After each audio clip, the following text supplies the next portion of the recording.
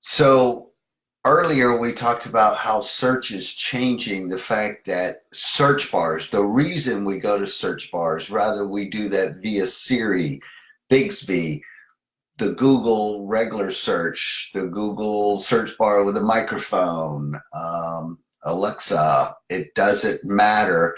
When we go to a search bar, we go because we're looking for answers. That's why we go.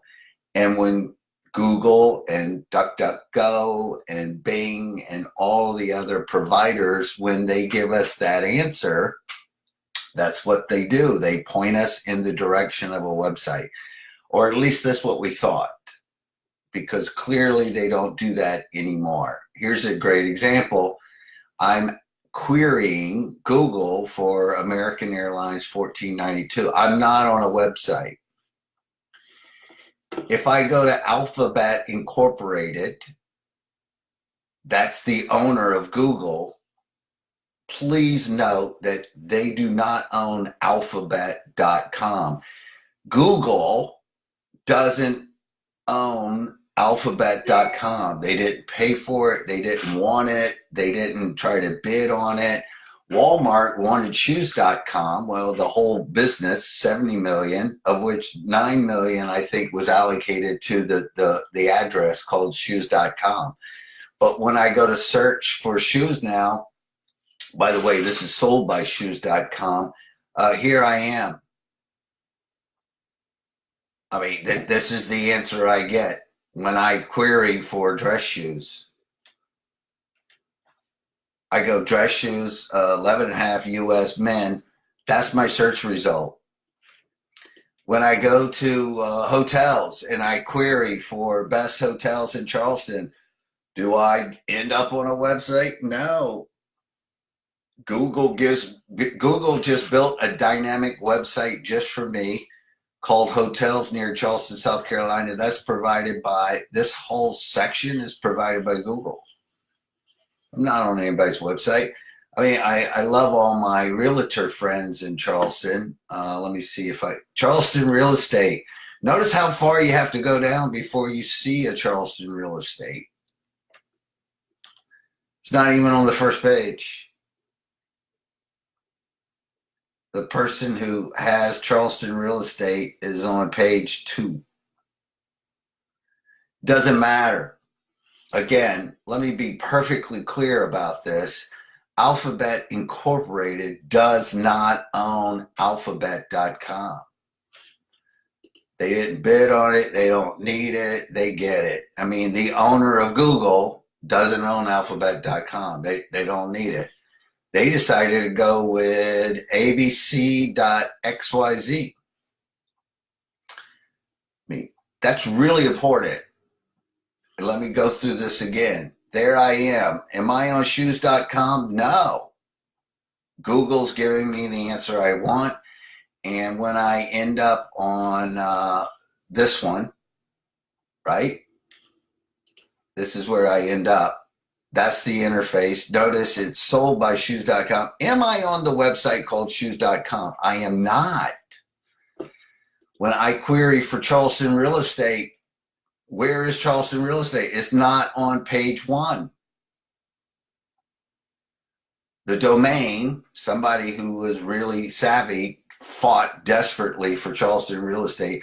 Charleston Real Estate doesn't even show up. When I go to look for an American Airlines flight 1492, am I on a website? No, I am not.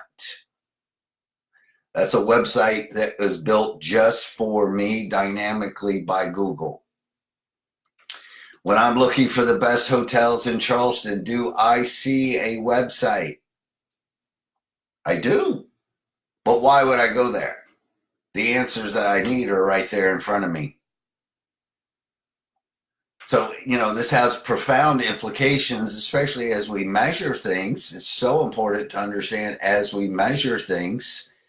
For example, one of the things that we do with our websites is we measure bounce. We're going like, we don't want bounce. We want a low bounce rate. Well, actually, you want a high bounce rate now. The high bounce rate is what you get when you get in and get out. Think about bounce. A high bounce rate says that you went there, you didn't go to any other pages, nothing else happened. You just found the answer that you were looking for. There it is. I can click on the 49.99 and I'm done.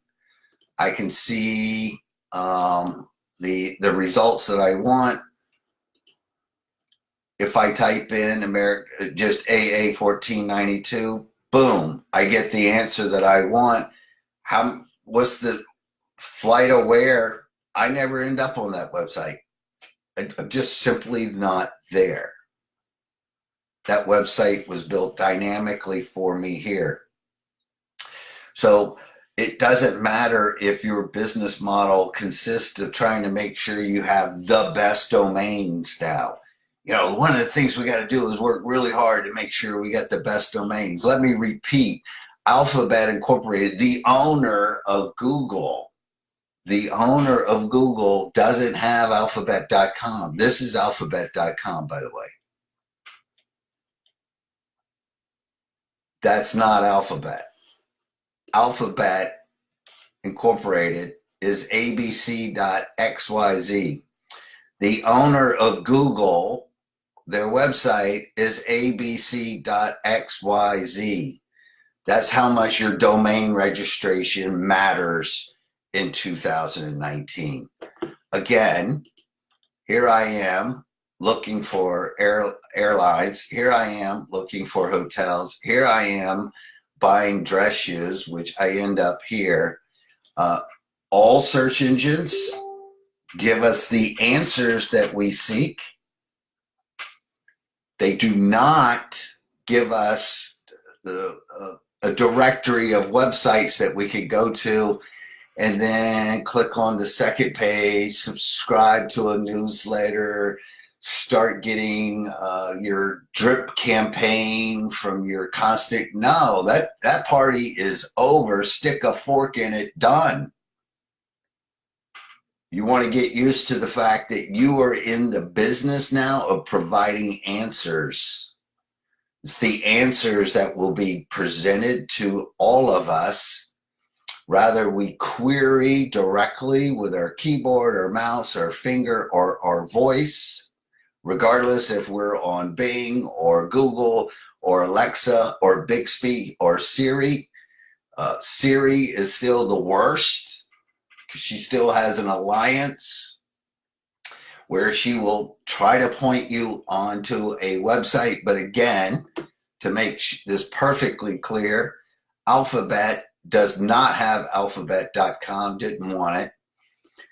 Shoes.com, which was bought by Walmart for a lot of money, when I actually query dress shoes, my size, US men, this is where I end up. That's where I'm going to transact, not on Shoes. It's sold by shoes.com, but I'm never on their website. Charleston Real Estate is not on page one.